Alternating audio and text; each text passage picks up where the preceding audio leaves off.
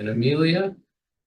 Tom is graphic artist and package handler at FedEx. He'd like to be a full-time graphic artist, so he did that job at LMI as their corporate graphic artist for 7 years and did all the training on the computer and graphics for all that.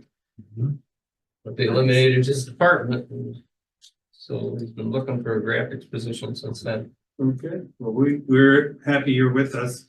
We our role is really to advise, make recommendations to city council. Sometimes they'll like what we recommend, and sometimes they have other ideas. So The nerve of them, and to listen to the citizen requests and work with the police department and public works. So I think you'll find we're more than just stop signs around here. Welcome. Thank you. Can we maybe introduce the staff in the room? Yes, so we have staff in the room. We want to start? I think you were here last time, but you Yeah, so now you should sit at the table. Yeah, you should sit at the table. That's a good. You will get you a better chair next time. Sinan Alparslan, I assumed the Public Works Director position about a month ago. And I'm a professional engineer, a civil engineer by trade. I'm not a PTOE, professional traffic operations engineer. I don't have that. And but I did some worked on some traffic practice in municipal settings and the regional setting in our region here in the St. Louis area. I work with agencies, together with agencies like the St. Louis County Department of Transportation, Missouri Department of Transportation. And I'm here together with Lieutenant Weimer. We are going to staff the commission going forward, as I understand it, liaise with the commission. So I'm happy to be here working together with you, solving traffic problems for our citizens and making hopefully our roads safer and better navigable. great, thank you. You've only been, how long, is this your second, third week? What's that? Third week? This is about a month, so I started on the 19th of August, so. He opened the door for Almost me last exactly month one. at our meeting. Yeah, He's 4 carrying a weeks. box looking for his office. Well, he's already been a big help to me, so I'm glad that he's a part of the commission. Great, I was in that council meeting also. Yeah, Yeah. that's right. Discussions. So that was On good. your first or second day. And we have two ladies back here. Yes, would you like to introduce yourselves? These are two of our fellows who just started. Today's your first day, right? Whoa. So I'll let you go ahead and introduce yourself.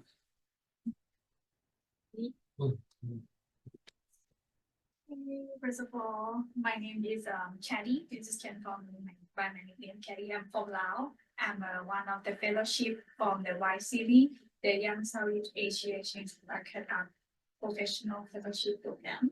So mostly our the young fellowship from the Southeast Asia, they have so many countries. I'm one of that. I'm working with an NGO called the Global Green Coast Institute of Laos PDR. So we working closely with the Lao government to support them the technical and working along with them to development about the national strategy and many projects regarding the green growth development in Laos, green finance and green energy as well. So very glad to be here and meet you all. Awesome. And how long will you be? For 1 month? 1 month. Okay, well, welcome. Nice to meet you. Hello everyone, I'm Lydia from Myanmar. So I'm also like one of the fellowship for the YCV program, which is President Obama started this program. And I work for the private sector to have in terms of the brown fee to green fee we call, because in Myanmar the electrification rate is only 50% and you have diesel generator to run your business. So for those people who want to make a hybrid system with the solar energy plus diesel, we help them to scale out their business with renewable energy by providing the technical advisory and as well as financial support, something like that. So glad to be here, and we would like to learn from you guys. on everything, including the safety of the road and public safety, everything. So very glad to be here. Thank you. Great. Welcome, both of you. We're really, our sort of our mission is to, roads, you think about cars, and we're trying to work towards getting our roads so pedestrians, bicyclists, people in cars, everybody can work together and safely. So that's sort of why we're here. Welcome. Hope you enjoy Webster Groves. Yeah. Yeah. And are you here for a month also? Yeah, Yeah. 1 month. Okay. Well, They've already spent about a week in DC, so Wow. They've Yes, already we had can. Starbucks, so there you go. we can do better than that. Oh, yes, we can. Awesome. Hope everyone had a chance to look at and review the minutes from our last meeting. If there are any corrections or anything, let us know. Otherwise, look for someone to move to approve them. A motion to approve the minutes from last month. Second. All in favor? Aye. Great. All right, minutes approved. This is the time of our meeting where we review our commission goals. And these goals are really our goals from last year, but they're not going to change that much. And if we have time, we'll see if we need to tweak this a little bit. But first of all, our number one goal is to use safety as our guiding principle and really all the things that we review. We'll be working towards developing a complete streets policy specific to Webster Groves. And I think that'll sort of morph into what Eric will be participating in, the Safe Streets for All task force and how that will be looked at. So we'll probably change that to that. We still don't have a complete written process for evaluating citizen requests. I think that's something that, Eric might, Oh, We are pretty close. excellent. So I've been working with Sanan on that, and I think we have a pretty good step-by-step procedure. I'm actually keeping an Excel file of all the things that we get. The complaint will come in through a fix-it form. I'll make contact with that complainant and just reach out and tell them I'm the point of contact. From there, I work with Sanan to determine what the best course of action is moving forward. And then whether that's a traffic study enforcement, not to entertain because it's not, just say no, it's not substantiated or something along those lines. And then from there, if we'll push it to TAC if we determine that it needs to go to TAC for your recommendation. Perfect example of this would be Chris's recent complaint about Lockwood and the parking issues with commercial vehicles and also the yield sign that we received. So that's kind of the process moving forward. I now maintain an Excel sheet that kind of keeps everything in order. And I work with Sanan and Paul Ristinello, I guess is how you pronounce it. He's kind of our, he'll do the traffic studies and things like that. He shares that data. And so I will push that data to you when I get it to help make informed decisions. Excellent. So if people come to us, we direct them to the fix-it form, right? That's really the best way to do it. That way it's one way in and it's trackable. It's an email usually comes to my account, his account. And then from there, we kind of determine the best course of action moving forward. And then is that spreadsheet something that, I mean, I that's, think the biggest sort of uneasiness I've had is doing closed loops. Sometimes we just keep things sort of on here and how's the loop closed and. well, I would challenge, like, since I've been in with as liaison, I've pretty much been, I think, keeping up with the things that come in and keeping them informed, so. we need to resubmit some old things to you, I think is what we need to do. Still on the list. The Yeah. goal is to try to increase efficiency and not spin in circles like maybe sometimes. Right, no, I agree. And I think we're getting better at that. Okay, good. We're working toward it. Thank you, guys. Actually, yeah, the traffic commission in University City, what we did was we tallied the items like Lieutenant Weimer explained, and then annually reported back to the commission, and the commission wanted to make sure that those items were followed up and then closed. Right. Like you said, so that there is a accounting on that. Annually could be done more frequently too. I think you're gonna start getting some anonymous, things on the fix-it form. Ultimately, it was the direction that I think you wanted to head, in that someone would be maintaining the list, and I didn't want to have to maintain that list, but it looks like I am maintaining that list. And so, yeah, not everything that we receive needs to go to TAC, in my opinion. Some of it can be handled if it's an immediate safety issue, and some of it's just not feasible. And because we've done previous traffic studies where it's, a situation, but if it's a situation, so not help me with this. If it's a situation where there's an ordinance change, or what was the other one? Amendment to the municipal code that is by the council's action. That way the commission provides the recommendation to council for that. Also large impact to traffic. So that's a little less quantified. I mean, Right.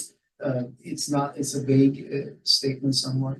And so that was when a large development project was proposed that required a traffic impact study and such. Those always came to, in University City, in my practice, we always brought those items to the commission for discussion. Since we're on that topic, first of all, let me say that I'm a huge fan of that fix-it form. That's a great start.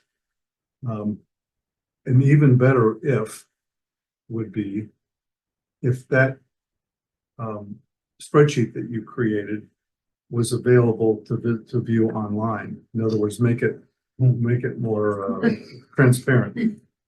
Now, I know that's a lot to ask, and I certainly wouldn't think that's going to happen quickly, but I think that would ultimately be the answer, would be so anyone who turned in a fix-it form could go online and see where it stands. Well, it might not always be a fixed form. Sometimes it might be an email. Sometimes it might be a phone call. The preferred method is fixed form for me because it's digital and I can go back and refer to it. And it lists the contact information and all of that. The only challenge I have with that is like I said, some issues on that form won't go to TAC because it'll be addressed before it gets to TAC But I would think that would be a feather in your cap if you were able to resolve it visibly online before it went to anybody. It just got fixed. Why, that's a topic that I could bring up with my boss and Sanaz's boss, and we can see where that sits. Yeah, and I would just say for this right now, we have a relatively new staff liaison. We have 2 new department directors that deal with these things. Probably a good idea to let them work within the system for a little while and make sure it's set up the way they want it to before entertaining the idea of making it fully transparent. And I agree with you, it would be great for a resident to be able to look it up and say, oh yeah, here's where it is. Or if it doesn't show up, they know they need to resubmit or follow up or something like that. But probably a little time to figure out the system is a good thing. Sounds like we're moving in the right direction. I just have a quick question. If you get a phone call or something like that, or an email, do you ever put that on the Fix-It database, or is that just kept separate? I mean, it would be nice to have everything Yes. in the same place. I have not been. I've just been adding it to the list. Okay. The most frequently they come in through the fix-it. That's what I'm finding to be the biggest. But you add it to your spreadsheet. Is that what yes, so you add it. To the spreadsheet that I share with. So phone calls and emails go on the spreadsheet. I can give you an example of, there was a request at the school down in Old Watson. West Old Watson where dead ends. They were saying that they get traffic that speeds in that area. That's more of an enforcement issue for me, and they were talking about maybe putting a sign for dead end further up. I don't think that needs to go into TAC. That needs to be something that the police department can handle. So that's an example of phone calling. But that will go on the sheet. Great. And then our last goal was our parking restriction proposal, which we'll give an update in old business on that. So I think we're in Move on to number 5. Anybody in the crowd want to, it's the time where we have 3 minutes for the. 3 minutes, there you go. To I'm Dave Black, just a resident. I live in Starbucks, so. And lots of other places. Yeah, listen. 3 quick things. First of all, I want to thank Eric because this is pre-fix-it. But I sent him an email because I was noticing more and more kids riding their bikes without helmets. And I mean, it was tons of kids. And so I wrote Eric and he responded back that same day with what the law is and consequences and stuff. And so I'm just saying that safety is like your number one thing, that kid safety, these kids are riding bikes now without helmets. And I just think it's pretty dangerous. Second thing is that the blinking red lights on the stop signs. And I think I've only seen 2 in the city. One's at Bompard and Big Bend. One's at South Elm and Rock Hill Road. I think they're great. As a resident, as a driver, I think they're terrific. I think they're much more visible. And I haven't seen any data. I don't know if these are test cases for you all, that you're testing this out before potentially expanding it. But I think it's great. And my just driver observation is that people are slowing down sooner. They are stopping. They aren't running stop signs. I just think it's a really. Third thing is that I think on your agenda, you're going to readdress the potential crosswalk at West Cedar and South Elm. I used to live on South Elm. I think it's a really good idea. And one of my neighbors, really nice fellow, said he thought it was a real bad idea because people were screaming through the crosswalk. And the thing is that right up the street is Firehouse number 1. They, on average, every day, go out on 8 to 10 calls, ambulances and or fire trucks, which means they're stopping that red light. They're stopping traffic 8 times going out. They're stopping traffic 8 times coming back in. So to then stop just a few meters down from there, if there's a flashing crosswalk sign and a parent and a kid want to cross, busy South Elm, I think it's a great idea, and I know it's on your agenda, and I good luck talking about it, but I'm on board. Thanks. Thank you. Thank you, Dave. Under 3 minutes. You would? Yeah. Yes. You feel like you can say anything? See, there you go. See, I'm getting better. Maybe tomorrow night. Excellent. Anyone else? Let's see. All right, old business. On August 20th, Chris and support crew presented to City Council our parking proposal. It was more of a tag team kind of a thing. Do you want to give a sort of your? Well, I mean, I thought we were able to answer all the questions that people had. And I think that, as I understand it, where it is now is that the city council is going to take that up at some point in the future and make a call. I'm not aware that there's been any change in that. No, I think the next step was that the city was going to sort of review and come back to the city council with, this is what staff resources would be if we were to. Well, a lot of the conversation was about implementation and how might you implement it, and what that might mean in terms of staff resources and time. And that to me is sort of where we left off, is both what does that look like moving forward, but also what does that look like if you enforced it retroactively? I think we've done our job on that. I think that council voted 5-2 or 4-2. I can't remember if they were all there to sort of move forward on. Yeah, my sense was that generally, that we had no official vote on the, I don't know, we were in such iterations that I'm Right. sure everyone was a little confused, including myself at times.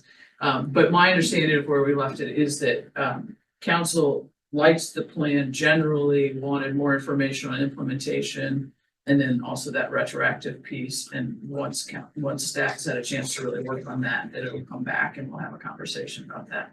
I think that's probably the biggest sticking point that I heard was the retroactive. You know, the biggest part of the discussion is do all the existing ordinances sort of get a grandfather clause.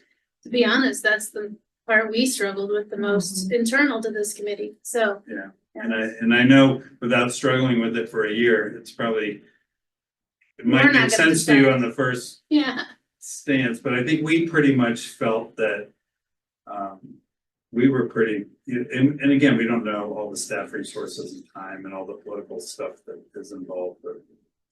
Rescinding existing ordinances, but I think we were, as a commission, felt pretty strongly that it should apply to everyone. right. Am I stating that? No, I think it's just whether it's an overnight thing or it applies to everyone It takes, slowly. Right. Is the big okay. hill to climb. The next piece of old business, we had anything else on the parking? I think we How do you decide what block on the midpoint, how you divide that per street? That's what I'm unclear about. So half is supposed to be designated parking, permit parking, right? And the other half is supposed to be public. How do you determine what part of the block it's what? I think we said in that we left it up to public works. No, That could be a point of contention for a well, lot of folks. no, we had guidelines, and I'm unsure too, because not every street is permit unless it's requested by residents. So, but in that case, if it's requested by residents, it was based on the density of the block. And then the idea was that the outer, like the middle, the middle third or 2/3 of the block would be public, and then the outer sections closer to the cross streets would be the reserved parking, permit parking.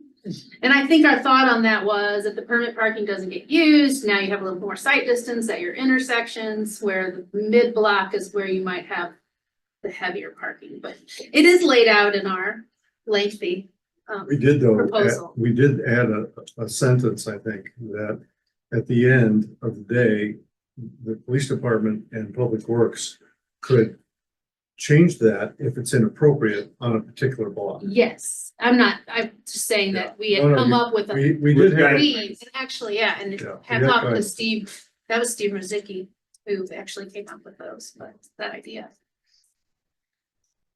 The next item of old business, we have, Safe Streets for All, update on the task force. I believe there's a kickoff meeting 9/26 Thursday, yeah, around. around noon. Do you have any more? Or I know Eric has an update, I don't have anything, until I go. until you go to the, and then Eric, I think each month we'll have this on the agenda that you can just give an update. If there is no update, then we move along quickly, but we'll just have that as a standing. I just have some members that they have. Matt McLaughlin is going to be the community liaison and starts September the 23rd. And I don't know if I can pronounce this name, Dr. Delaney Martin, grant manager, starts the 30th September. So, and some of you may know Matt, he is a resident of Webster Groves and has worked for St. Louis County for a number of years as well. What is his last name? McLaughlin. Yes. 12 p.m. to 1:30. So Excellent. that's about as much as I can give you on. Okay, well, they'll have a kickoff at our next meeting, we'll have an update. Kevin, the city applied for a grant. It's a national program. And I think there were only 2 or 3 maybe in Missouri that were awarded grants, and it was an over $2 million grant to develop some tests around safe streets for all. And so there's a task force being put together to really work that through. So then the next phase would be applying for implementing some of the programs that there's tests and so forth. So it's something that's pretty exciting, I think, for us, and there's some staff positions that are tied to that and the task force, so we'll learn more about that, and Eric here is our representative on that task force. There's a representative, I think, from the Sustainability Commission and a few other commissions, and then some other at-large people. So we'll be learning more about that as the months. And then as Mr. Buck over here mentioned, our third old business was, I think Carrie wanted to, and I did too, but wanted to revisit Yeah. the crosswalk situation at Cedar and Elm. So is it on hold or was it officially killed or can we discuss? I'm open to discussion. I Okay. just, due to the safety concerns and it being a mid-block crosswalk and the dangers of that, and some of the speeds that people were reporting and concern across the street, I just thought best to take it down until we could firm that up. I mean, there needs to be, if they're going to put a crosswalk there, there needs to be some sort of safety measure Right, attached to the crosswalk. So it was uncomfortable, it's just a sign. okay. Now I have a couple minutes. Yes. First of all, so since we have new people in the room, I'll just say really quick. My background is I'm a traffic engineer, transportation planner, 27 years. I have a professional traffic operations certification.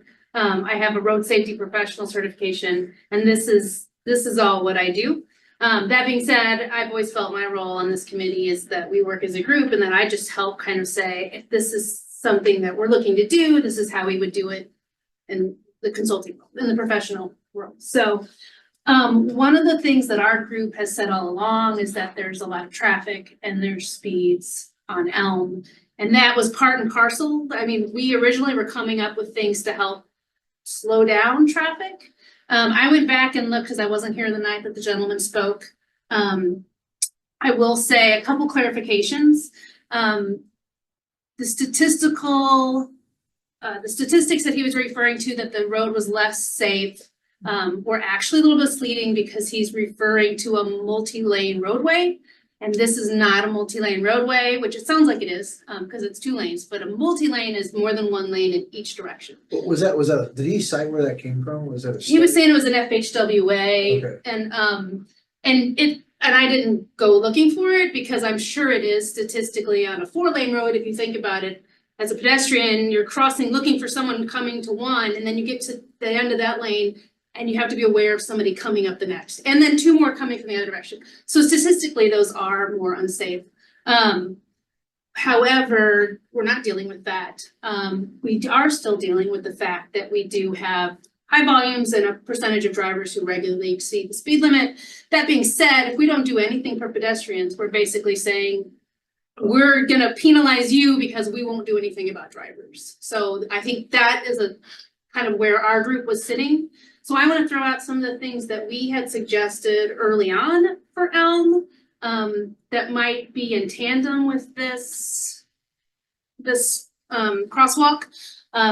Ideally, we'd love to put an RFB there. Those are expensive, but if you ever get to the point where you're considering, those are, no. RFB are you walk up and you push a button and the lights flash only when a pedestrian is present. They're not what we have in Old Webster. Got one by Southwest Park. Got one by Southwest Park, and they are kind of the. In Manchester. Yes, if they've you got them look at- all over If you Manchester. look at how they've redone Manchester. Yep, and they've got one on Webster's campus right now by the parking garage. And those are expensive. And so I know the city's not looking to put them in everywhere. I know the one by Southwest Park got put in because there was a grant. But I do think we've in the past identified just several locations where they would make sense. Right outside, a good one is right outside the tennis courts on Glendale. So for an example, so ideally, yes, that would be great if the city could find some money.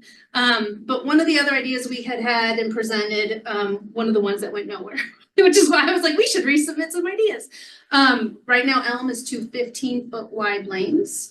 So people feel like they have a runway and can go as fast as they want. So one of our suggestions was maybe some edge striping to get those lanes down to 12 feet. So if we can calm traffic and slow traffic down, it's going to help with the fact that we can get those pedestrians crossed. The other thing that would help is, that gives those pedestrians a little bit, a buffer to kind of get out there and look around the corner if that's not a driving lane, if there's a white stripe there. And then we could do even more with, stripe out some curb bulbs. We could stripe out, so there's a lot that we think and this was and I'm saying this because some of us were here.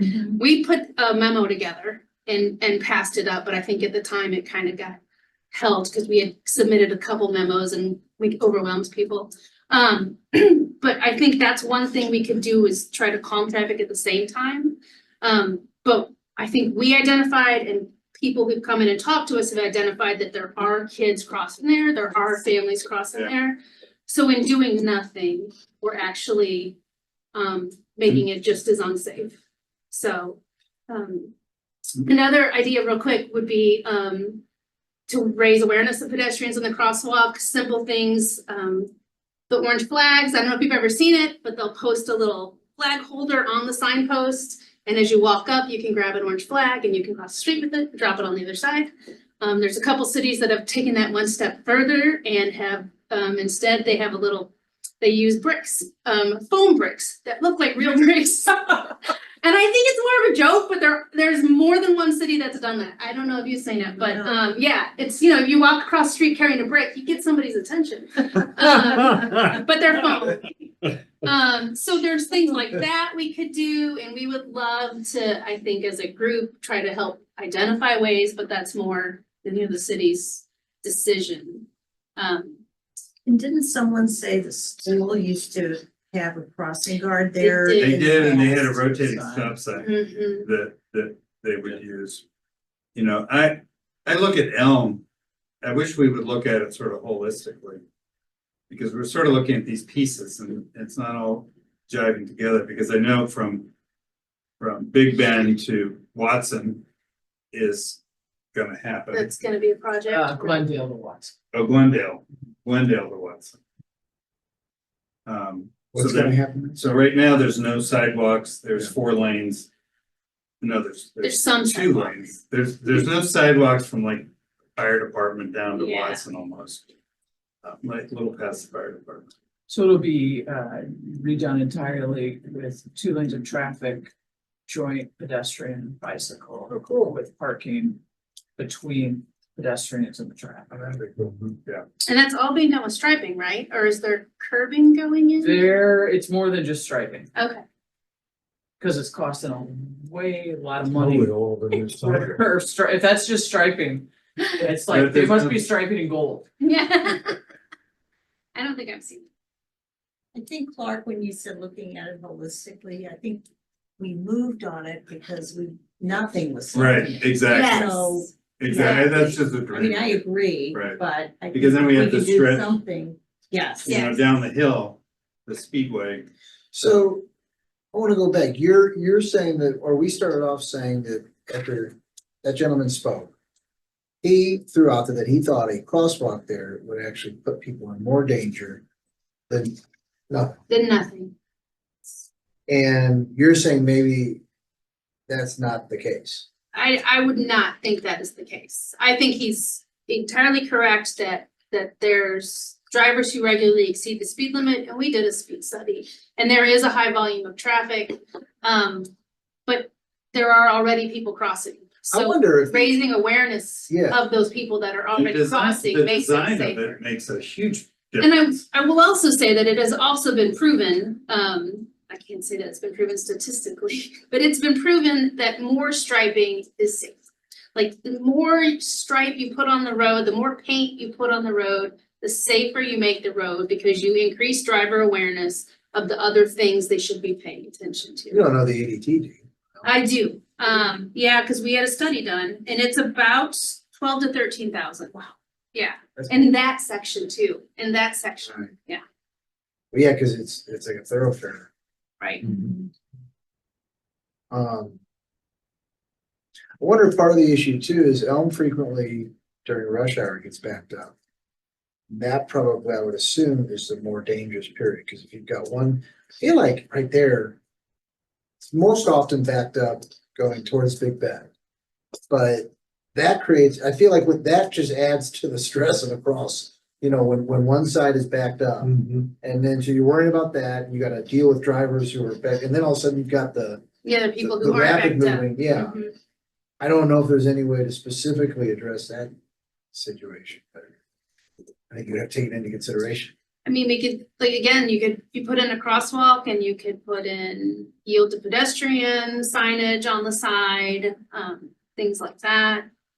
Just more raising Yeah, awareness. and the closest light, they gotta go a ways up to get to that lot. Where is it? Yeah. It's Swan. Swan, yeah, Swan. So there's really, I mean, Or Lockwood. Yeah. between Big Bend and Lockwood, Swan is the only Yeah. place to cross. And a lot of people are going to Bristol. A lot of people are going to the high school. I mean, I think that's, you know, it's not safe for pedestrians crossing Allen. And I think what Carrie and I think what we've been talking about is there are definitely some ways to calm the traffic on Elm. And we shouldn't just give up because then we're surrendering to saying, you know what, the purpose of this road is to get cars through here. Right. And I'd have to look at the new MUTCD. I don't know if you know, but I don't know if we can put like have you ever seen yield striping? Like there's triangles across the road instead of a stop bar.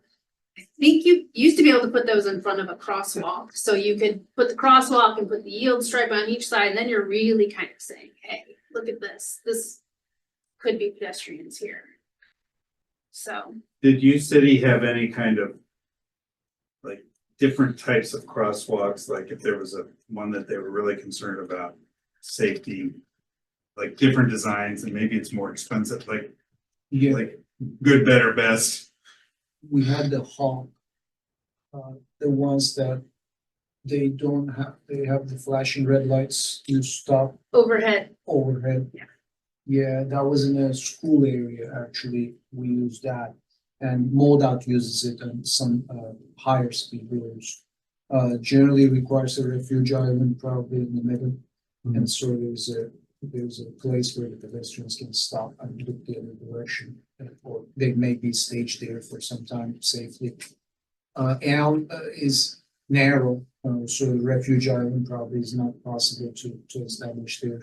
But I agree with the striping options, high visibility crosswalk striping also, so they're a bit raised, I think, so the motorist's Yes. view of it is also. GRG is experimenting with a lot of those, along with their bicycle, the green crossings that they paint for the bicycles, to raise awareness again by the way of painting the road, striping the roads. So I'm aware of those. So what would you suggest is our next step? I mean, I don't know if this is, obviously putting paint down is a city decision, which is why, and Susan's right, so we were looking at this whole segment. And I think knowing that it was a bigger decision, we broke it up and we were like, how about a crosswalk and some edge lines? And so I think maybe we can re-suggest that to staff somehow, that be considered. I don't know if another memorandum is a good idea. Nobody seems to like them. I don't know what happened to it. Eric, did you say there was a crosswalk in and you had it removed? No, There was signs. no, they had never done the paint. They put the signs up. And then they had dotted like where they were gonna stripe it. And then that never happened, but the crosswalk signs were there and the state law sign, but they were, I'm one that will not risk my life, but I will challenge the drivers. I'll keep an eye on them and I'll point at the sign. And it was bad. It is a halfway solution, but It would be nice if we could see somehow like you said, the ARB or RFB, RFB. yeah. That, what you're talking about, imagine if we could see a list of kind of from most The al- basic to most. the alternatives. complex. Yeah, right. I've got a great site. I'll send it to the group tonight of the crosswalk. That would be cool. It would be. In terms of the pedestrians, volume user, use there, do we know? Because Elm is quite a long corridor. And so we know Swan is one option and Big Bend down south and Lockwood here. is it, since we're looking at this more maybe in a holistic way, and it's not really just, we're stuck on, yeah, let's put it on Cedar, but in other locations, is this something that maybe we would like here, that we want to know what we would like and then implement it in other places, so that driver awareness along Elm is also more often, Yes, coming up. exactly. And that's how we wanted, Jackson and Cedar, and then there was some talk about, the site is too dangerous at Jackson. I feel, Yeah. I echo that. I'm sorry, but Jackson, that's to me not a safe place to go to crosswalk with sightlines. That's, I don't have any expertise, but I just know I can tell you that we've had issues at Jackson and Elm with accidents and sightline issues causing. Russell, I mean, it's like, I think you're right, the awareness of it, because right now it's just pretty much a speedway. And that is when these conversations were happening, we were talking about every block. And as using it as a awareness, as giving pedestrians an ability to cross Elm, and as a traffic calming measure, all of them. And I think we got pushed back to just Cedar within this group before we could push anything further up. I don't think crosswalk should be used as a measure to slow traffic. Well, altogether, the striping is a measure to show traffic. And that's where I'm gonna push back on it. That you can't just throw crosswalks up because you think it's gonna slow down traffic. That's not what we're saying. We're saying all of So the striping is let me- holistically We got a lot on there. traffic calming. New business here. How about if I send that link out, we can start thinking about it. But I think one of the things we'd love to see is having a sort of a crosswalk policy. And, maybe different type levels of crosswalks that are, this one's really dangerous and important, so we might have a. Based on traffic. Yeah, traffic and I really like that idea. speed and what does the statistics show about how well it calms traffic? So, Can I make a recommendation? I mean, instead of shotgun blasting, can you be more surgical about individual ask and then move from there with those asks? Well, that's where we were with Versus Cedar. together. Well, I mean, that was kind of the transfer of me coming in, and that was a rather large, there were a bunch of different options and suggestions. So if you have a suggestion that you want to push forward to council, that's what, I mean, if you give me very specific suggestions moving forward, like if you want to crosswalk it on this here. And then what those recommendations look like. so is that a city council decision? A crosswalk? I don't know the answer to that. Parking? Yeah, it seems to be our decision all the time. I don't think crosswalks. I wouldn't think so. I mean, we have flashing lights because some of us didn't understand why we didn't have flashing lights, but so I don't know if that's a council decision or not, but it's certainly a decision that senior staff takes part in. Yeah. So crosswalks mystify me because I don't understand, like, it seems to be just like you can put them wherever you want. Ideally, you put them where people are crossing. That's the only requirement. But how do you measure that? You don't. You just know. That's the So- staff knows and people who live here know where people cross. But I would like something more. Record, I live at Elm and Jackson, basically, people don't cross there. They really don't, because Big Bend is an eighth of a mile, if that, so and I live right there, I see it every day. That would be a completely unsafe place to put a crosswalk, and nobody crosses there any. Again, I'm like, not to get off track. I mean, is it then gonna become the focus of TSC to suggest crosswalks now too? I think that's part of our focus if we're talking about Complete streets. complete streets. fall under traffic. I mean, I think But we have a lap. there are cost measures associated with crosswalks. So, Right. But I May think, I raise talking something about related? enforcement? No, No. we've talked a little about SS4A. Remember, that's a demonstration grant. right, All of the stuff that we need money for, we can ask for in an implementation grant. So one of the things this commission might consider is, what is a list you want to make to suggest be included in that demonstration grant, which we'll hopefully do in 3 years. I know it's not as immediate as you want, and I'm not saying everything goes on that list, but realistically, that's the place that we're gonna find significant funding to do multiple things of what you're asking for. are thinking about at this point. Eric, you just mentioned cost. So are you talking about install and then maintenance costs? Okay. I mean, to put a crosswalk in can cost upwards of 15 to Right, $20,000. yeah, just striping So and. to be very signalizing. selective about where you want to put I this, see. because it's a, But Eric, I think that's what I was suggesting, that it would be nice to have guidelines. To say, you know, here's your basic crosswalk, it's not in a really busy area, and you know what, it costs $5,000. This one has this is what the design is of this kind of a crosswalk, and it's 15,000. This one is 20, so at least there's the guidelines. I mean, we're not saying put one here. I mean, that has to come down to staff deciding how they budget and how they have their funding, but you have to have some kind of guidelines, because right now I don't think we have a crosswalk policy. And we have some very dangerous crosswalks in our town. I will say the whole reason we looked at Elm to begin with was citizen comments. So we looked at that, actually, there's two stretches. The one Kirkham to Lockwood and Lockwood to Big Bend. And when you did that, you determined that the speed of the cars was the biggest issue? Yeah, we have speed, they did a speed study and they did a traffic study. You don't have room for a speed trailer or anything there, do you? so we have other ways to measure speed, but The speeds, I'm looking at it right now. 30 miles per hour there, is that? it's 25. It's 25 and 90% of, some days 98% of traffic exceeded the I speed was just gonna limit. say, I didn't, I called down that long, I didn't know it was 25. This was a study done 2 years ago, or 1 year ago, September of 23. And that's why what really makes sense is looking at that whole stretch like we tried. Trying to slow people down. And how do you calm that traffic?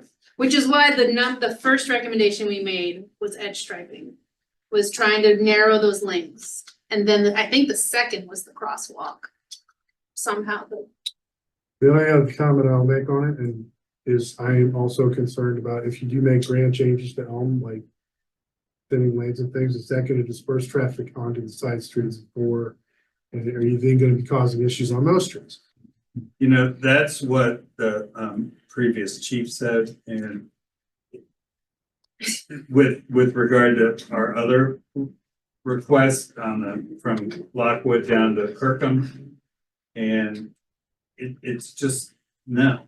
I mean, honestly, if that was gonna be an issue, we'd see it now with 13 to 15,000 vehicles a day. They'd You don't- already you don't be think trying you to, set- If you set up something that increases queue time, you don't think that would result in? I don't think we're increasing queue time by narrowing lanes. We're just slowing drivers down. I think at certain times of the day you will, by the nature of the congestion. They've actually proven that just as much traffic can get through one lane as long as they're driving like calmly and like consistently. So then can go in 2 lanes of traffic in many cases. And there could be some unintended consequences, for sure, but the alternative, I mean, it's dangerous. It is really, really, and Now, we're getting into deeper conversation. If I was to pull the traffic statistics on vehicle accidents on Elm, that would not indicate that But, we you get a know, lot of accidents on Elm. That's interesting. You would have data on pedestrian and vehicle. Yes, incidents I too. could pull the traffic data. But, you know, that there- would be counter to that. And the speeds we're talking about are 35 is your, I think, the average speed of vehicles on Elm. Which is 10 miles over the speed limit. right, Right. and it's And I- so it's I- I- designed, but it's strictly designed for the cars. Right. I mean, it's not safe, and that's why pedestrians aren't crossing at certain places. And because technically it's a residential street. I mean, it is a connector, but it is people live on that street. Is it a collector? Technically it is, yeah. Yeah, or almost, maybe even an arterial or something. I mean, it's a divide really. It's caused between the residential areas. And so it's just, I don't know if it would be feasible to assign Elm as a crosswalk type of area though, for starting all the way from Big Ben up to here. You know, we had the same issue in University City. Olive Boulevard was a big divide between the south and the north sides, and where would you cross Olive? And so, yeah, of course, the signalized intersections, but there was that quarter mile between the signalized intersections. So could there be a zone maybe of more pedestrian use? Certainly the area that is near here is a zone here, the node here being here, but is that the character all the way down from here, all the way down to Big Ben? And do you want that in front of the motorists, like any point there would be crossing in front of them, driving from Big Ben all the way up to the dock. I was just, I mean, and I don't know the right answer, but the alternate approach, could you put signage for pedestrians at Cedar saying, hey, go to Swan? I mean, is that? and I- Could, you could also put speed limits up for drivers who disobey them. So the one thing they found about pedestrians is shortest path, just like drivers, you're gonna take the shortest path. So pedestrians almost will not, and if you think about where Cedar is, everything else is uphill. Yeah, I'm looking at it on the. Yeah, map here, and it's, if you can't look at the grade, so everything's uphill, so people aren't gonna walk uphill 2 blocks to turn around, you know, and cross. So, Well, I think we keep, this is on our open list. We've got to move on.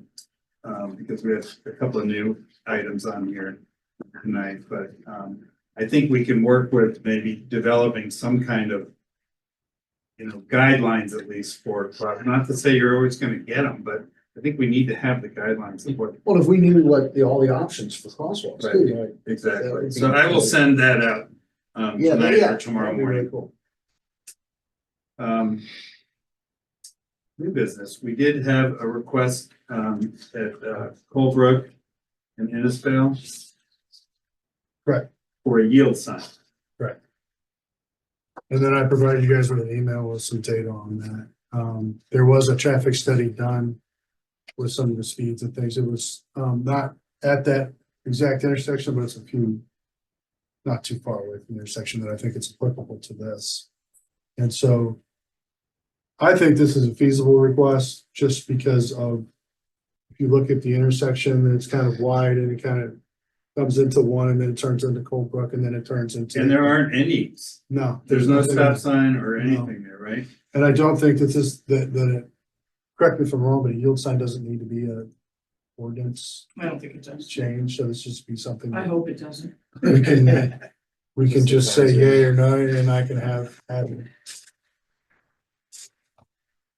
Yeah, did everyone have a chance at least to look at that and then have any comments like? I sent that picture. My suggestion would be, it would be on the right side of Innisfil with some striping, just to make it visible. Seemed like a no-brainer to me. Who I think yields it to who? makes sense. So Nobody right now. There's a Y. And There's so no sign. One of those legs on that. Needs to be Y assigned to needs be yield. assigned. Which one would yield? Is there do we know which one? I don't know which one. would be Innisfail better. would, right? Yeah, Colebrook, it kind of goes, Colebrook kind of goes straight and then Can I- Innisfil, yeah, Can I share my screen? sure. You I'll Tell me pull, I how, have it up. tell me how to do it. You should be able to. Am I attendee? I'm in there, aren't I? Yeah, Oh, I think if you go back to that screen, you can click. There we go. Yeah, if you This click one? on that, yeah. Nope, Go back. go click on There participants. is attendees. Oh, attendees, there we go. Oh, I don't wanna talk. No, I think once you're allowed to talk. Yeah, you so can look share at your the screen. 3 little, Yeah, 3 little dots. Me? Yeah, go to participant, 3 little dots. Where do you see 3 little dots? Right, when you hover over it, When you have it Down. highlighted, Yeah. go to the right, and then promote to promote panelists. to panelists. Yeah, that's a weirder. There we go. There we go. I think I can share now. Yeah, forgive me. I'm not No, I join as panelists. I don't want to There you unmute, go. because there we go. Let's see if this will let me. Because I already had this up. Oh my gosh, this is a 12-step process. Here we go. Finally there. Okay. And we're not there. Or go. There you go. Look at that. Okay. Awesome. Like, Second smattering of applause. So here it is, and this is, I can put the road names on here, but. Do you guys remember? And they used to, like, so I'm a Google Earth addict. Sure, engineers are. Yeah, that's probably true. So I think you're suggesting that the Yes, yield sign, yeah, I was thinking yield sign somewhere, actually, to make it easy on that person that lives there, just, I don't know how many rules this breaks. Put the yield sign on the street sign. Then you don't even need another post. Is this gonna let me? It's not gonna let me because I don't have great internet. Oh, it is. Okay, so right at the end of that sidewalk is the street sign, and if you can mount the yield sign on it. Yep. So, then you, I think that's getting you what you need. Did the study show how the traffic flow goes? Where does most of the traffic flow through that intersection? The protection really should be on the street that has the least amount of traffic. Yeah, I would say Coldbrook because the kids are going to Hickson. And then also the rec center, and there's that large parking lot along there, so cars come down Coldbrook and then go in the back way into the rec center. Not only that, but the primary street, would be Colebrook, Yes. because it's, Is that the Kirby? yeah, Colebrook is this one that I'm tracing. Can you see my, Well, this yeah. is where it kind of feeds in together. and Right. We're saying put a yield sign here. So these guys would yield. And because I love paint, I would throw out to the city. She was gonna be bought, could carry her own painting I, equipment. well, dude, I would go out there in a heartbreak, Let's, What am I next trying to time, say? next meeting, let's all bring a heartbeat, gallon of thank yellow. you. Yeah, so if you could put a circle in, just paint a circle, somewhere in here, it's not gonna let me do it. And then what you can do is kind of, people, believe it or not, will drive around, they will follow paint, because we're Americans and we've been taught to follow the rules. So you can put a circle in and kind of get people to slow down and drive around it. That would be another idea. Plant a tree. Yeah, plant a tree, put some pots. I don't know, I'm not Ferguson, I don't know. And Yeah, I know. Do we need a motion to recommend this? Yeah, I think we do. I move that we recommend a yield sign at that intersection. On Innisfail. And I second. all in favor? I, He doesn't get to do Oh, that. darn anymore. it. oh, Out of habit, I let him do it. That's it. He's my neighbor. Just had. Motion hard time. passes. Thank you, Eric, for all the details on that too. I think. Yeah, that it's really made it easy. Great job, Eric. Did easy. Now, our next one's a little more complicated. Stop sharing. Chris, do you wanna take, do we have, Actually, Carrie could do me a huge favor. Sure. If you could show that Reshare. again, Yeah. you could take Oh. us right, it's the corner of. Pull up the area you're talking Lockwood and about. Gore? Lockwood and Gore. Okay, let me share again, because I was trying not to be annoying. And I'll get up there and actually show you where I'm talking about. Sorry. I know where you're talking about. It's gonna take me a minute to zoom there though. Oh, You're talking about we talking about the delivery area? Yeah. The thing that, okay, yeah. but there's something I want you to see.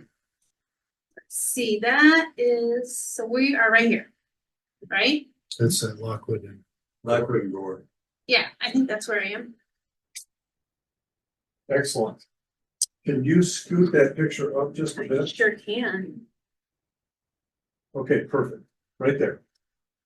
So the door where the deliveries go is right there. The truck parks right here. Or on the other side of the street? Or sometimes if there's no parking here, he'll go over here. And then he has to walk, load stuff up, take it down a ramp and walk across that street, which is not good. How often is that happening? At least once a week, right? Oh, more often than that. I've seen it that Yeah, way. I would say about every 2 days, they probably get an order. Because this has to feed several restaurants. Give it a minute and it'll show the door. Oh, he's carrying to more than one restaurant? Oh, yeah. Oh, I didn't know. I thought it Yeah, was just Clover so- either. So this one is Clover Oh, no, Lane, pizza too. then O and O is Yeah. next to that. Yeah. But you know what's Okay. Does he this take them all perfect- through that one perfect right there. door? They go in that door. So imagine he's gotta walk all the way up the street with that. Now, if you go back, I wanna look at this parking lot that's right behind. Hold on, it spins. Oh, right. It's my big annoyance. There we go. Okay, so, okay, well, got it there for a second. No, It's I there. didn't touch it. It's still coming. It's right there. All right. These are all parking places and they're permit parking places that you probably have to pay for them. But from here to here is garbage and that truck could park right there. Because you only need to access that garbage pickup once a week. The rest of the time, this space is available. Chris, my question is, how does that truck get out? Yes, he can't get You out. can't get out without backing out. He'd have to back out. Oh, I wasn't aware. I thought there would probably be a place to turn around. Well, it looks like the parking lot goes, it exits. It's one way. It's at that one end. way in here and one way here. I'm trying to zoom out a little more if you Oh, well, want. maybe he needs to enter there that way then and have the truck pointed. But you know, it's Towards the a exit. semi. You make a good point. I didn't look at that. But anyway, the point I didn't is, realize that even. that is where he's parking now is the worst possible place to park. So they have a sign on the Clover and B side, don't they, for unloading? Yes, they do, And so, but it's really not for unloading. I think the real purpose of it is for people who want to stop and pick up something Carry that out. they've ordered, carry out, and then they can drive away. So that truck sits there for 10 or 15 minutes at the worst time of the day. I guess, do you think it's a problem? I think it's a big problem when it's across the street from all of it. or- Oh, yeah. Is it a problem when it's adjacent on the street there? So let me tell you what happens. Oh, Should I, sorry. I was Yeah. pulling up Well, the this is good. I think signs. that'll show it. Yeah. It's showing I want to see the parking signs low again. Or Carrie, do you have Chris's email that I forwarded to everybody, because it's got the photos that you might want to show. Oh, or you want to show Well, photos? let me, if you could show that top, the Aerial aerial again? view Yeah. again, yeah. Sorry. No, that's okay. I was waiting to see if this would clarify for us real quick, but it's not wanting to do that, so. All right. There we go. Okay, perfect. So what I want to share with you is this. This, it tends to be a very busy street right here, and it backs up here. I saw a very close call where someone was turning left and they got about to here before they realized that there was traffic coming up here and they were stuck. And they had to back onto, to get out, to solve that problem, they had to back up into here. And it was a mess. Cars were all stacked up in every direction. They couldn't get back. What time of day does it need to? That was around 10 o'clock. Maybe 11, you know. They're scheduled for the mornings. I reached out to Chris or Mark, Mark Hinkle. They're scheduled for the mornings, but you know, that could get pushed back or pushed forward depending on whatever delays they may have. They're unionized drivers, so he doesn't have a lot of say on. He says he's had arguments about where to deliver or not, but he only has so much he can. And then just the area is just congested, and there's just, you're talking about a semi truck or a large truck, and I don't have an answer. I looked at it. I don't have a suggestion on how best to handle this situation, just because of the area and the traffic and. I guess I'm wondering if, should we be talking about making sure that the truck can park on that side? but even if it does This there, With signage. Sorry. Yeah, or anything, yeah, or so, and say, that's where the truck has to go. I mean, is that, because the issue you were talking about was when it was on the other side. Well, actually, It's I've on seen it, it's either. on either side. because it Okay. blocks one of the lanes. Yeah, blocks a lane. So if I've seen it there. I mean, I know exactly what you're talking about. I just don't know what else the solution is. There is a good solution. Yeah. Can we, I mean, this is a lack then of two parking, but can you make this side of the street delivery parking only? It is on those signs. Well, Well, that's only like one car length, not a Yeah. truck length. I mean, the That's- entire length of the street. That's kind of a shame too, though, because it's you get less than one delivery per day. So for that 20-minute window, you're gonna, Right. and that area is tight on parking. it you is know. very tight. So it's like, I hate to cannibalize up parking for something like For that. 15 minutes a day. Yeah, right. But I don't know, I just don't know the answer. Yeah. I mean, it might just be driver education. I mean, our delivery driver education. Good luck with I that. mean, if he's parked the wrong way on the wrong side of the street, we can enforce that. Yeah. I don't like to do that because, Yeah, it's just guy trying to do his job. Yeah. yeah, and.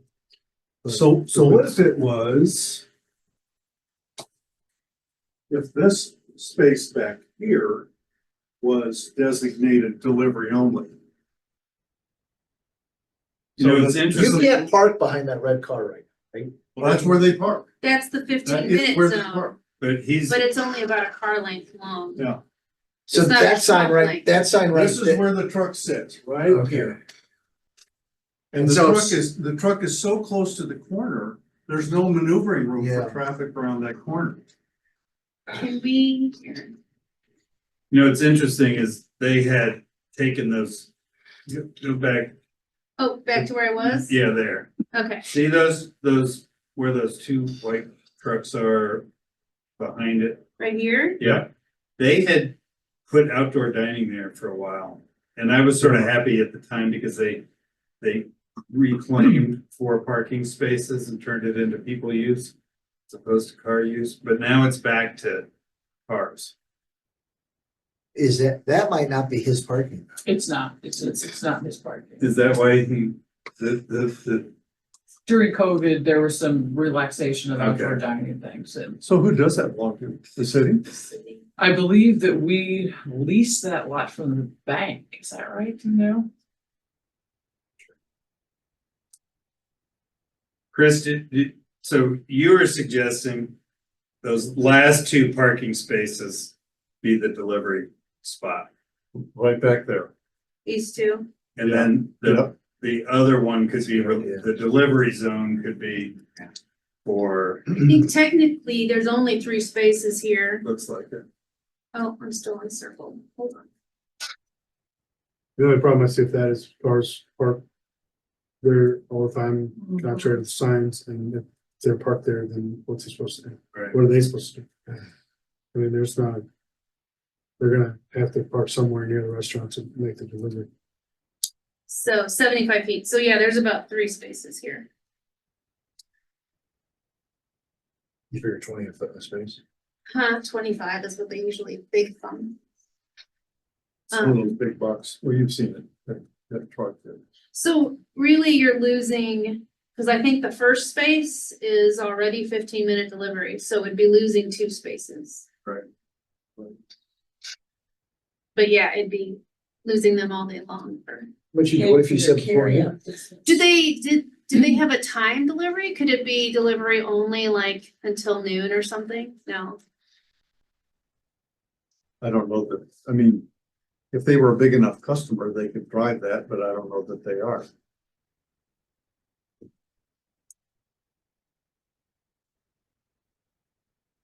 Okay, so I guess our goal isn't necessarily solve this problem, it's just to, Here's my suggestion, think on it, and we can come back to it again. and Yes. revisit it.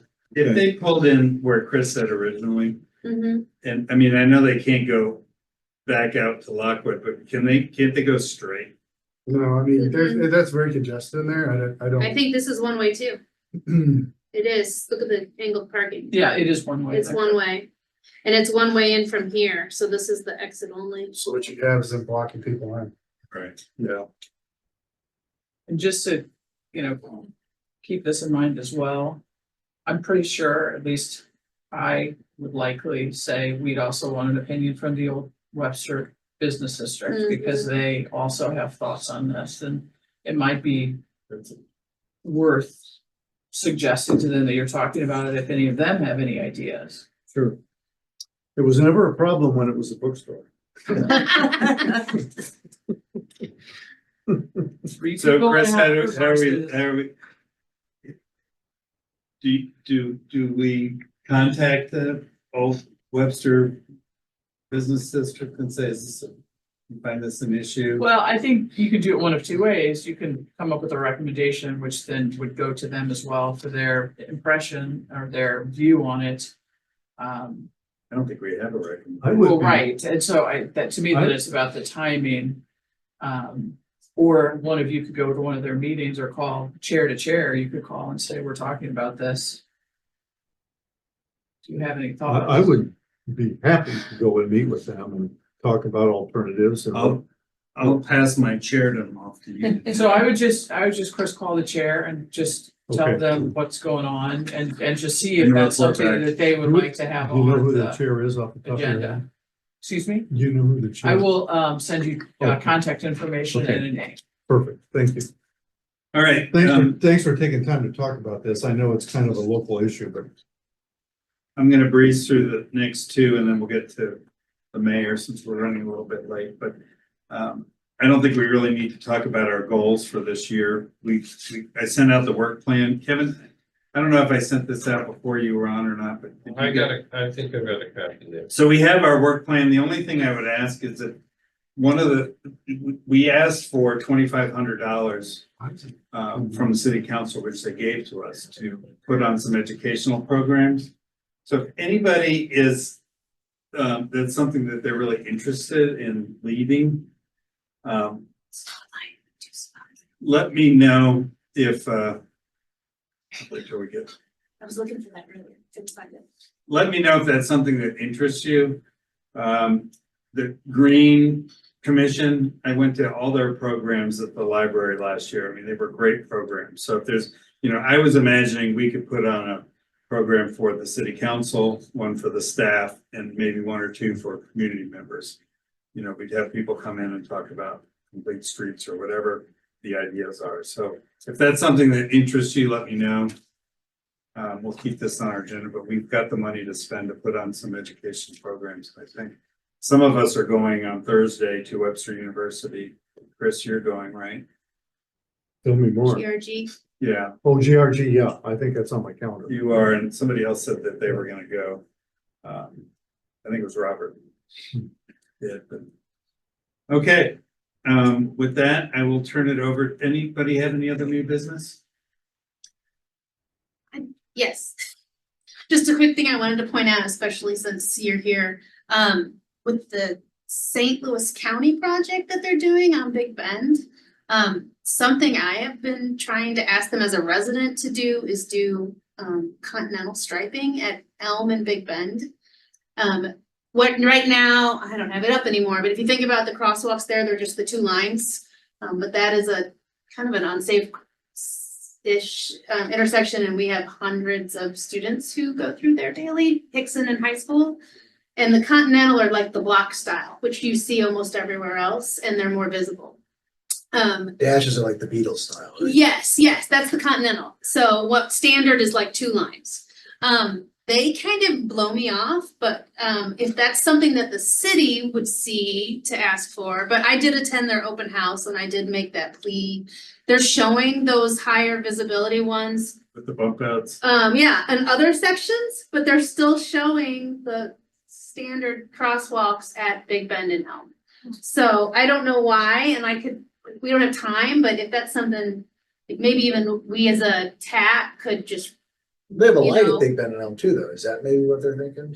Yeah, I guess. Like the light. They have the light pedestrian hitting- signals, Yeah. yes. But it's just more, the higher visibility crosswalk would make it higher visibility that pedestrians are in this zone.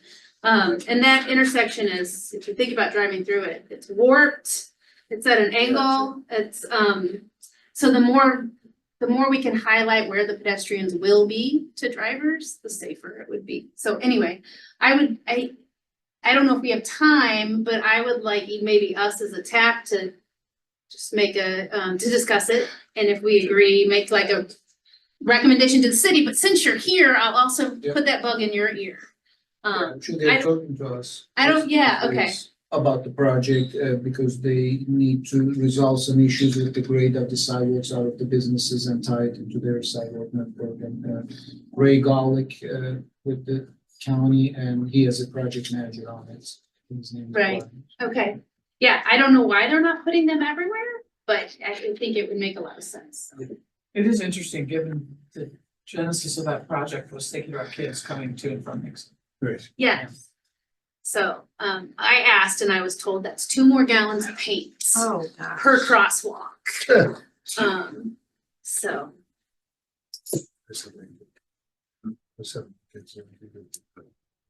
Yeah. All right, Mayor Arnold, you have some city updates? I have a few, those of you who are interested in stormwater, and shouldn't we all be interested in stormwater these days? We will get tomorrow night at our meeting, the first presentation from the stormwater master planning process. So that's our process where we are identifying the biggest stormwater issues we have, and then over a period of time, figuring out how to prioritize addressing them. And when I say a period of time, I mean years and years and years. I think, I'm not gonna guess, but we have double-digit $1 million worth of stormwater problems. And that's outside of what MSD should be doing themselves. So there's that coming forward. Council will vote, I'm pretty sure, to send 2 charter amendments to the April 2025 ballot. One is on council compensation. The council compensation has not been changed since the 1960s. And so this would be to Go put- back to the 50s. Go back to the 50s, yeah, exactly. The second one is to simply put in the charter that the city recognizes and encourages public engagement and decision-making. There's nothing in the charter that says we should ask residents about anything when we make decisions, and that was a very strong recommendation from our Charter Review Advisory Board. And in case anyone knows, the new park that is being built with GRG at Big Bend, where the old McDonald's used to be near Maplewood, is going to be named Oxford Bend Park for the 2 streets that are right there. One is Oxford and one is Big Bend. So, and if you guys all have questions for me, we can adjourn the meeting, but I'll always answer questions, so. Anything for the mayor? Well, our next meeting is October 21st. And You wear a costume. what's that? City will wear a costume. Yeah, well, I'll wear it out. We'll all come as a like a traffic cone. The cone man. You're the same way, but that's great. Well, I love it. great. With that, I will move that we adjourn the meeting. Thank you guys for sitting through this. Kevin, I hope we see you again. I have a few questions. Oh, yeah. I found really interesting and curious about how often you guys organize this meeting, like once a month? Yes, once a month. Okay, and also like, based on the traffic, studies and everything, you guys are really concerned on the safety. So I would like to know how many, accident is happening by, 1 year or some numbers of that? I'd have to get back to you on that. I don't know. Oh, Usually average 1 or 2 a day, so I would say. It's About right? just a minor accident or crash. Yeah. That's good. And since you guys talk about a lot of awareness and the pain on the road, it might be maybe small suggestions, because I'm just thinking out loud, we could collaborate with the university for their art, from the art program, and they could feature innovative drawings and then to make people more attention rather than just a signage, some beautiful decoration in painting, something like that. I'm just thinking out loud. Yeah, no, that's awesome. And That's a some great idea. communities have done that, which Yeah. is really, and some want to stick to the rules, so it's an interesting It is dilemma. very interesting. Well, drivers get confused too if you throw in Sometimes it's very, unusual. yeah, things. over decorated. Yeah. Yeah, St. Louis is made up of all these different communities, and it's going from one to another, it's not always consistent. 118? No, that's too 112? many. No, Well, that's school districts plus. no, that's community St. Louis government. metro area. That's St. Louis metro area. Yeah, It's about not St. 90. Louis County. St. Louis But County is not- But a it's not big- St. Louis County, yeah. yeah. St. Louis County's about 90. Yes, I also curious about, we haven't talked about the EV parking for future, like if the city is growing like more demands on the EV, how could we have an EV charging station for overnight? How many car or how many parking lot we will provide by free or by charges or something like that? That's good, and I think the Sustainability Commission, Commission, yeah, maybe I'm talking the well, wrong. no, I mean, I think that they really focus on that, and you have a couple of, We applied for one grant, did not get it. We're applying, I think the application goes in this week, or maybe it went in last week, for another federal grant on charging stations. And I It's a believe national at some point problem. within the next year, hopefully, we will have some ordinance consideration on at least putting the infrastructure for a charging station in a new building. Thank you so much. Well, thank you. Great Because we- questions. Good questions. Great, thank you. Move to adjourn, second? Third, fourth, all right, thank you. Thanks, everybody. Commissioner here, I just wrote it down for you. Hey, Dave, where are you going? All right, catch up with you.